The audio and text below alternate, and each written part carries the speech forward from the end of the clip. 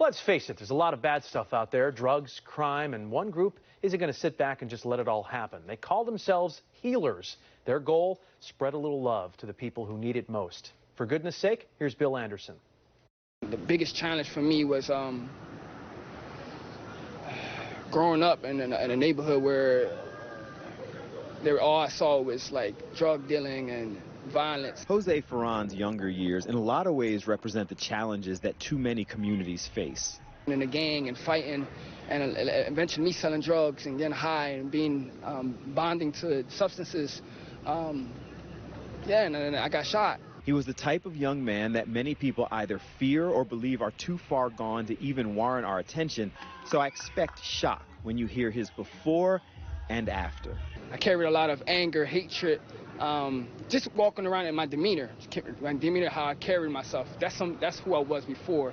Someone that was always angry, but now I'm soft, tender, responsive, and love people. Now, he's admittedly all those things, but I caught up with him at an event where he was demonstrating another title that he now proudly embraces. That's who I am now.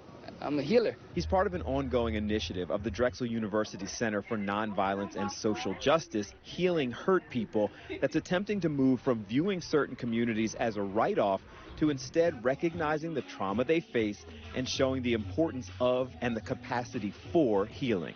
Our Words Heal is our effort to open up a conversation with people who are really the experts about trauma and healing, and to open a space where they can tell us. They go into communities looking to learn what they feel they need to heal from the trauma that many face. We know that there's incredible potential that isn't tapped into, particularly in our communities of color.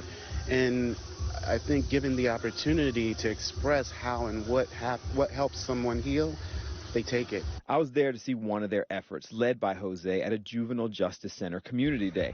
He spoke to young people, encouraged them to write on the healing boards they often take with them, and shared any of his experiences so people understood that he knows struggle and that he's here to help, like others in the Healing Hurt People family helped him. There was people that came and had the conversation with me, had a conversation with me how to process the pain I was experiencing, the despair, the loss.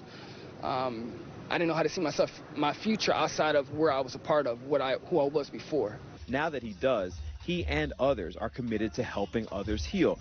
The website is filled with free options for people to try many of the things identified as healers, as well as sharing their ideas. And they'll continue to go into communities and speak to as many people as they can. They want people to see themselves as filled with the same potential Jose now understands, and to recognize that our words heal, for goodness sake. I'm Bill Anderson.